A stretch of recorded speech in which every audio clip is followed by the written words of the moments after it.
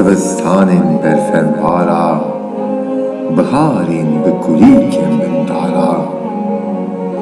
Dil naxwaze stû tewîne li ber deriyên girtîgeha. Dest li ser guh nêrîn darê wê, li dû avêtina rihê nav helecana. Dil bendewar ramûsîne xal û apên li dîlana destê bavê. Her gavên davê jin ber bi pêş, li dû ên li nav hişê. Pişt û derdora hestê, bê daxwaz di tesîra dumana hişê. Qesman hemiza milan ji ber deng û qêrînên laşê.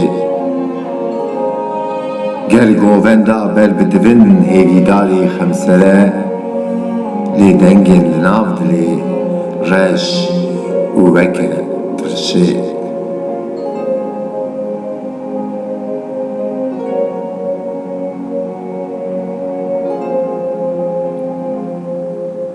Li kolanan dengê pêlavan, gumguma copên li guh ên şevê.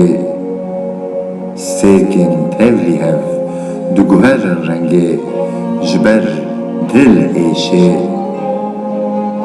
Ba di havîna welat xêdî, çelmê mîna xwarina dibijê. Rengê deriya hesreta mîna şîn û jînê. Şev roj tim zivirandine ber birîn û kulê êşê. Erd dibin gavan, serlêdarên şev û rojê mîna mehkumên bin şûjinê. Li hêvandin û razandin neçare, her nû rojên jê birin li dû şevê, li dû jan şevê. Bey hev kur di kovana dilê, her ferz bike jî dagirî bi perên salnamê. Axa pîroz ji za bi dîrêjên ronahiyan, xweser piya hişt wekî nasnamê. Azadî piştîkin û herdem, nêz û dereng demê.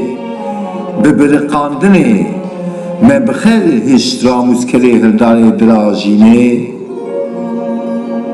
Dil ne îro ne sibê, nikare bê xemserî, ne jî bi dorên xemsare, ji bîr bike girtiyên dîrane. Ên kokê mizane, li gel êşên şev û rojan bihûlane.